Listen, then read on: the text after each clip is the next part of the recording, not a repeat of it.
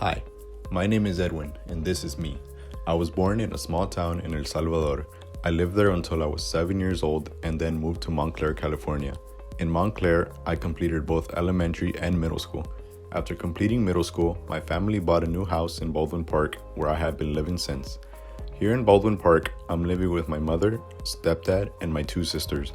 I've been living in the city for about 4 years now, where I've been attending Baldwin Park High School. In my 4 years of high school, I would say that my favorite and most influential class would have to be auto shop. The reason being is because I've always been interested in working with cars, and this class helped reassure me that this would be something I would be interested in doing as a career. Though it does get dirty at times, it is still fun to work on the car engines and get new work skills. This class has taught me many valuable work skills that will help me out in the future for a job or even for everyday life tasks. As for my senior project topic, even though some people may argue that solitary confinement is a proper disciplinary punishment, the use of solitary confinement should be banned in prisons as soon as possible. After long periods of time in confinement, the human brain may experience mental health problems, can lead to prisoners having suicidal thoughts, and may influence inmates to harm themselves. Prisoners are treated so badly that they would prefer not to live anymore. Somehow, prisons still don't see anything wrong with their ways of dealing with prisoners. Something must be done immediately to help these prisoners. A major factor on why solitary confinement should be banned is because of the effects it has on the human brain. Prisoners often spend many days and nights in small jail cells that are smaller than a horse stable, without proper nutrition or even sunlight. These cells contain a small uncomfortable bed, a sink, and a toilet. Sometimes, prisoners are put in these cells for up to 22 to 24 hours a day. The majority of prisoners who are placed in confinement suffer from mental illnesses. Some prisoners go through years in solitary confinement with little to no interactions with other human beings. During these years, prisoners would experience visual and auditory hallucinations. They would become sensitive to touch and sound and would suffer from extreme levels of paranoia. In 1951, there was a study done on a group of students. Once the study concluded, the results were very interesting. Almost all of the students lost the ability to think properly, while others started to hallucinate. The initial plan for this experiment was to keep the students in small chambers for up to 6 weeks, but not one lasted more than 7 days. If these were the effects that these students faced from only 1 week, imagine how it must be for prisoners who are in solitary confinement for multiple years at once. Some prisoners' effects from solitary confinement were so critical that it led them to harm themselves.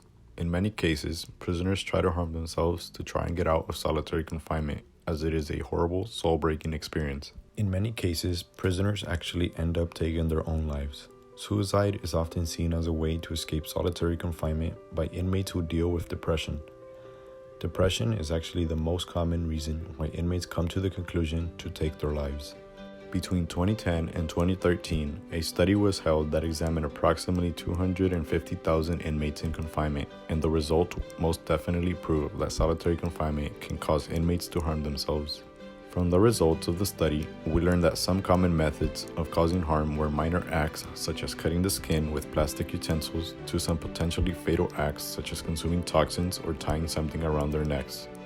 Acts such as these done by prisoners should be a clear signal that something must be done to our criminal justice system, but prisons do not seem to care for the well-being and safety of their inmates, which is why we must take action and stand up for those whose voices can't be heard.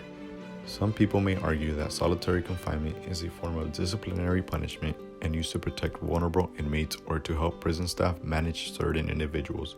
Another common use of solitary confinement is for suspected or alleged gang members who are sometimes placed there indefinitely. Though this may be true in some cases, the majority of inmates in solitary confinement are there unlawfully. This is what states are saying about their imprisonment system, but they are ignoring the critical effects it has on people. Despite what states are calling this act, it does not justify the experiences that inmates go through after being placed in solitary confinement. Though some prisons actually place prisoners in confinement for their protection, there are tens of thousands of other inmates who are placed in confinement for multiple years and suffer from mental illnesses. Some of these inmates actually never go back to their normal selves, even after help from doctors. Immediate action needs to be taken to help these prisoners and to prevent other people from having the same experience. One way to stand up for these helpless inmates is by making demands to local elected officials and future candidates to bring awareness and make solitary confinement a more public topic.